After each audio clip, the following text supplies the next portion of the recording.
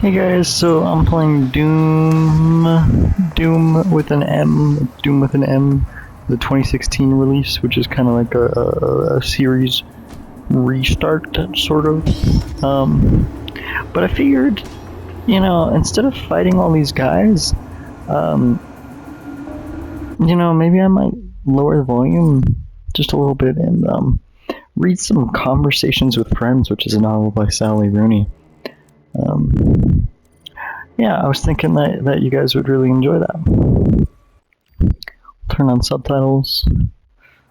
Um, ooh, a frag. It's pretty cool. Yeah, so let's, I'm currently, already a little bit into this novel. I think I have a lot of ideas from it. I'm about 100 pages in, and the novel is, I do believe, let's see, 307 pages. It's got a Q&A at the back. It's interesting. And as well, it also has a book club guide. Anyways, Conversations with Friends by Sally Rooney.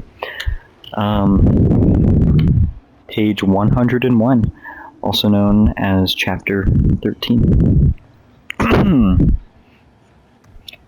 The next day, we were clearing up the breakfast dishes, and Melissa asked Nick if he would take the car to some shopping complex outside town to get new deck chairs. She said she had planned to go the day before, but she forgot about it. Nick didn't seem wild about the suggestion, although he said he would go. He said something like, "Oh, that place is miles away," but not with any particular conviction. He was washing up the dishes in the sink, and I was drying them and handing them to Melissa to put them back in the cupboard. Standing between them, I felt clumsy and unwanted, and I was sure Bobby could see I was flushed. She was sitting on the kitchen table, swinging her legs and eating a piece of fruit. "Take the girls with you, then," Melissa said. "Don't call us girls, Melissa, please," said Bobby. Melissa gave her a look, and Bobby bit into her nectarine innocently. "Take the young women with you, then," Melissa said. "What, like for my amusement?" said Nick. "I'm sure they'd rather go to the beach." "You could take them to the lake," Melissa said. "Or you could go to Château Laudren." I have no idea. "Is that place there still open?" he said. They discussed whether the place in Château Laudren was still open. Then Nick turned to look at Bobby. His hands and wrists were wet. "How do you feel about long car journeys?" he said. "Don't listen to him. It's not that long," said Melissa. "It'll be fun." She laughed when she said this, as if to signal that she knew perfectly well it would not be fun. She gave us a box of pastries and a bottle of rosé wine to take in the car in case we wanted to have a picnic, and she pressed Nick's hand quickly when she thanked him. The car had been sitting in the sun all morning, and we had to roll the windows down before we could even get in. Inside, it smelled like dust and heated plastic. I sat in the back, and Bobby leaned her little face out the passenger window like a terrier. Nick switched on the radio, and Bobby withdrew her face from the window and said, "Do you not have a CD player? Can we listen to music?" Nick said, "Sure, okay." Bobby started looking through the CDs then, and saying whether she thought they were his or Melissa's. "Who likes Animal Collective, you or Melissa?" she said. "I think we both like them." "But who bought the CD?" "I don't remember," he said. "You know, we share those things. I don't remember whose is whose." Bobby glanced at me over the back of her seat. I ignored her. "Francis," she said, "did you know that Nick appeared on a Channel 4 documentary about gifted children in 1992? I looked up at her then and said, "What?" Nick was already saying, "Where did you hear about that?" Bobby had taken one of the pastries out of the box, something with whipped cream on top, and she was spooning the cream into her mouth with an index finger. "Melissa told me," she said. "Frances was also a gifted child, so I thought she'd be interested. She wasn't on any documentaries, though. She also wasn't alive in 1992. "I went downhill from then," he said. "Why is Melissa telling you this stuff?" She looked up at him, sucking the whipped cream off her finger in a gesture that seemed more insolent than seductive. "She confides in me," she said. I looked at Nick in the rearview mirror, but he was watching the road. "I'm a big hit with her," said Bobby. "I'm not sure it'll go anywhere, though. I think she's married." "Just to some actor," said Nick. It took Bobby 3 or 4 bites to finish the pastry. Then she put on the Animal Collective CD and turned the music up really loud. When we got to the home supply store, Bobby and I just smoked in the car park while Nick went inside to get the deck chairs. He came back out carrying them under one arm, looking very masculine. I crushed a cigarette under the toe of my sandal while he opened the boot and said, "I'm afraid this lake is going to be a major disappointment." 20 minutes later, Nick parked the car and we all went down a little lane surrounded by trees. The lake lay blue and flat, reflecting the sky. There wasn't anyone else around. We sat on the grass by the water in the shade of a willow tree and ate cream pastries. Bobby and I took turns drinking from the bottle of wine, which was warm and sweet. "Can you swim in it?" Bobby said. "The lake?" "Yeah, I think so," said Nick. She stretched out her legs on the grass. She said she wanted to swim. "You don't have your swimsuit," I said. "So?" she said. "There's no one here anyway." "I'm here," I said. Bobby laughed at that. She threw back her head and laughed up into the trees. She was wearing a sleeveless cotton blouse printed with tiny flowers, and her arms looked slender and dark in the shade. She started unbuttoning the blouse. "Bobby," I said, "you're not really." "He can take his shirt off, but I can't," she said. I threw up my hands. Nick coughed like an amused little cough. "I actually wasn't planning to take my shirt off," Nick said. "I'm going to be offended if you try to object," said Bobby. "Frances is the one objecting, not me." "Oh, her," said Bobby. "She'll live." Then she left her clothes folded up on the grass and walked down to the lake. The muscles of her back moved slowly under her skin, and in the glare of sunlight her tan lines were almost invisible, so she appeared whole and completely perfect. The only sound after that was the sound of her limbs moving through the water. It was very hot, and we had finished the pastries. The light had moved, and we were no longer in the shade. I drank some more wine and looked out for Bobby's figure. "She's literally shameless," I said. "I wish I was more like that." Nick and I were sitting quite close together, so that if I inclined my head, I could touch it to his shoulder. The sunlight was inordinately bright. I closed my eyes and let strange patterns form behind my eyelids. The heat poured down over my hair and little insects purred in the undergrowth. I could smell the laundered scent of Nick's clothing and the orange oil shower gel I had used when I stayed in his house. "That was awkward yesterday," he said, about the girl at the airport. I tried to give a cute, impartial smile, but his tone made it hard for me to breathe evenly. It sounded like he had been waiting for an opportunity to speak to me alone. And immediately I was in his confidence again. "Some girls just like married men," I said. He laughed. I heard him. I kept my eyes closed and let the red shapes of my eyelids unfold themselves like kaleidoscopes. "I said I didn't think that was true," he said. "Loyal of you. I was afraid you'd think they were being serious." "You didn't like her?" I said. "Louisa? Oh, you know, she was nice. I didn't dream about her at night." Nick had definitely never told me that he had dreamed about me at night, or even that he especially liked me. In terms of verbal declarations, "I didn't dream about her at night," was the first thing I could remember him saying that implied I had any special status to him at all. "So are you seeing anyone at the moment?" he said. I opened my eyes then. He wasn't looking at me, he was inspecting a dandelion between his thumb and forefinger. He didn't seem to be joking. I held my legs together very tightly. "Well, I was for a while," I said, but I'm afraid he ended it. He twisted the flower stem back and forth, smiling a reluctant smile. "He did?" Nick said. "What was he thinking?" "You know, I have no idea." He looked at me and I was afraid of what expression my face was making. "I'm very happy you're here," he said. "It's good to see you again." I raised an eyebrow and then turned my face away. I could see Bobby's head dipping and rising in the silver water like a seal. "And I am sorry," he said. I smiled mechanically and said, "Oh, for hurting my feelings?" Nick sighed as if placing down something heavy. He relaxed. I could feel his posture changing. I lay back and let the blades of grass touch my shoulders. "Sure, if you have any," he said. "Have you ever said one sincere thing in your life?" I said I was sorry. That was sincere. I tried to tell you how nice it is to see you again. What do you want? I could grovel, but I don't think you're the kind of person it would appeal to. "How well do you think you know me?" I said. He gave me a look then, like he was finally dropping some long pretense. It was a good look, but I knew that he could practice it just as well as any of the others. Well, I'd like to get to know you better, he said. We saw that Bobby was coming out of the water then, but I started lying in Nick's shade, and he didn't move his arm from where it nearly brushed my cheek.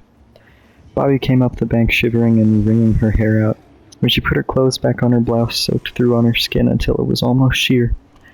We looked up at her and asked how the water was, and she said, "So cold. It felt incredible." On the way back in the car, I rode in the front seat and Bobby lay with her legs stretched out in the back. When Nick and I looked at one another, we looked away quickly, but not quickly enough to stop us from smiling. From the back seat, Bobby said, "What's funny?" But she asked only lazily and didn't press for an answer. I put a Joni Mitchell album in the CD player and looked out the window to feel the cool air on my face. It was early evening by the time I got back to the house. That night, Nick and I sat together at dinner. After the food was finished, Melissa opened another bottle of wine, and Nick leaned over to light my cigarette. When he shook the match out, he placed his arm on the back of my chair quite casually. Nobody seemed to notice. Actually, it probably looked perfectly normal, but I found it impossible to concentrate while he was doing it. The others were talking about refugees. Evelyn kept saying, "Some of these people have degrees. These are doctors and professors we're talking about." I had noticed before this tendency of people to emphasize the qualifications of refugees. Derek said, "Whatever about the others, imagine turning doctors away. It's insane." "What does that mean?" said Bobby. "Don't let them in unless they've got a medical degree?" Evelyn said that wasn't what Derek meant, and Derek interrupted Evelyn to say something about Western value systems and cultural relativism.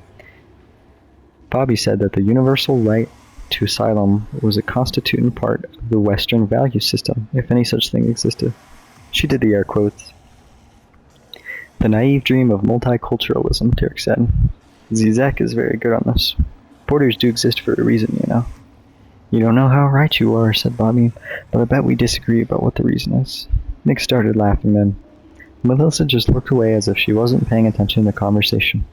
I pulled my shoulders back fractionally to feel Nick's arm against my skin. "We're all on the same side here." On that note, I need to get my phone. Just to make sure I'm not missing a call. Wow. Because it is a little late. Okay. How much left in the chapter? A couple pages.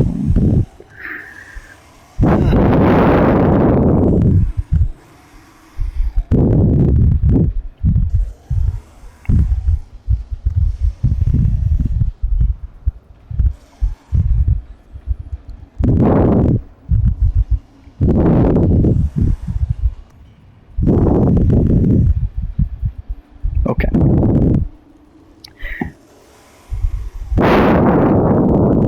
Melissa just looked away as if she wasn't paying. Okay. Let me go back a little bit just to give context. "You don't know how right you are," said Bobby, "but I bet we disagree about what the reason is." Nick started laughing then. Melissa just looked away as if she wasn't paying attention to the conversation. I pulled my shoulders back fractionally to feel Nick's arm against my skin. "We're all on the same side here," Derek said.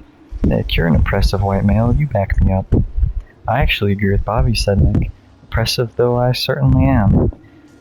"Oh," Derek said, "who needs liberal democracy? Maybe we should just burn down government buildings and see where that gets us." "I know you're exaggerating," said Nick, "but increasingly it's hard to see why not." "When did you get so radical?" Evelyn said. "You're spending too much time around college students. They're putting ideas in your head."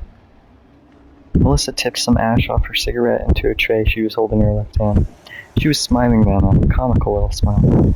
"Yeah, Nick, used to love the police state," Melissa said. "What happened?" "You invited all these college students on holiday with us," he said. "I'm powerless to resist."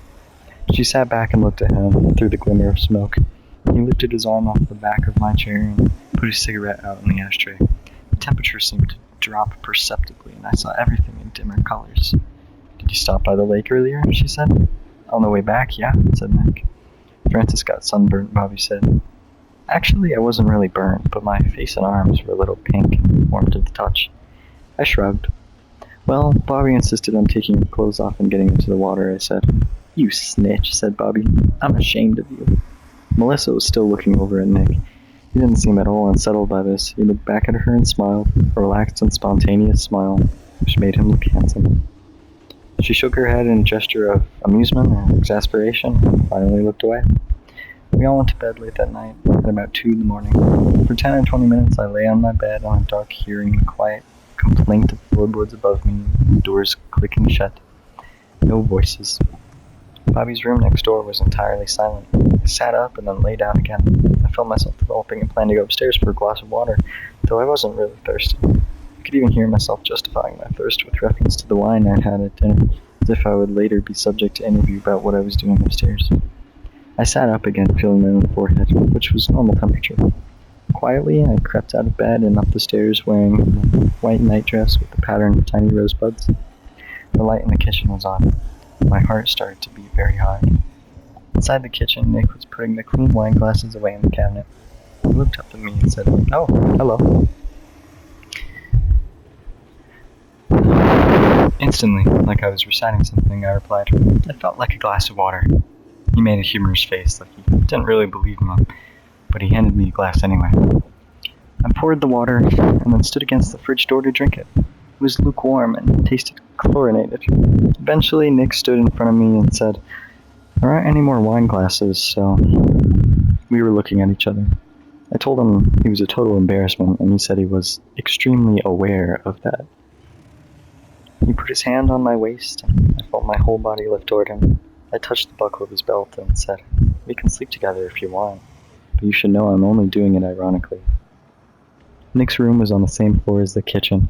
It was the only bedroom on that floor of the house. The others were upstairs or else down in the basement like mine. His window was open onto the sea, so he pulled the shutters over quietly and closed it while I got under the bed. When he was inside me, I pressed my face into his shoulder and said, "Does it feel okay?" "I keep wanting to say thank you," he said. "That's weird, isn't it?" I told him to say it, and he did. Then I told him I was coming. He shut his eyes and said, "Oh." Afterward, I sat with my back against the wall, looking down at him, where he was lying on his back and breathing. "I've had a rough couple of weeks," he said. "I'm sorry about the thing on the internet. I know I was being cold toward you. I didn't realize you had pneumonia." He smiled. He touched the soft underside of my knee with his fingers. "I thought you wanted me to leave you alone," he said. "I was really sick and lonely, you know. It just seemed like you wanted nothing to do with me." I thought about saying, "No, I wanted you to tell me that you dreamed about me at night." "I was having a bad time too," I said. "Let's forget about it." "Well, that's generous. I think I could have handled it a lot better.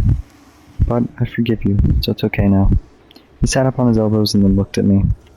"Yeah, but I mean, you've forgiven me very quickly," he said, "considering I tried to break up with you. You could have dragged it out a lot more if you wanted." "No, I just wanted to get back into bed with you." He laughed as if this delighted him. He lay back down with his face turned away from the light, his eyes closed.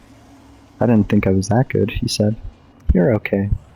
I thought I was a total embarrassment." "You are, but I take pity on you," I said. "And the sex is very nice." "The sex is very nice? Okay." He said nothing. I couldn't sleep in his room that night anyway, in case someone saw me leaving in the morning. Instead, I went back down to my own bed and lay on my own, curled up as small as I could go. And that is the end of chapter 13. Now, let's kill some demons.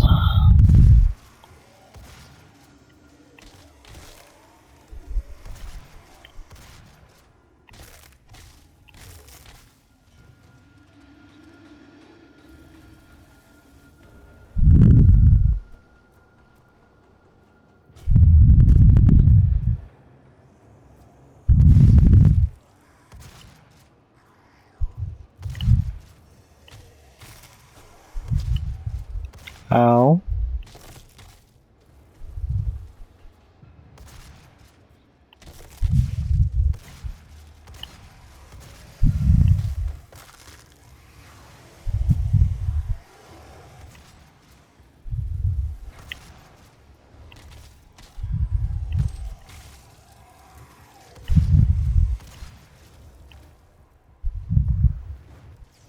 Whew.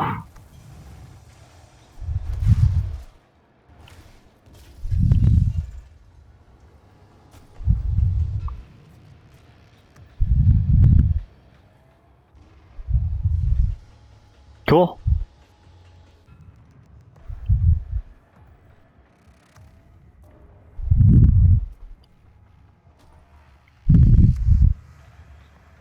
I see something flying, so Yeah, yeah, I did.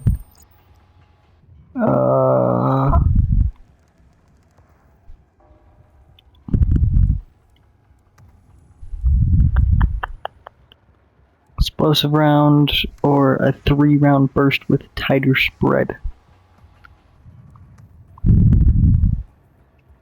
Probably, I don't know, do a charged burst. Anyways, that was chapter 13 of Conversations with Friends.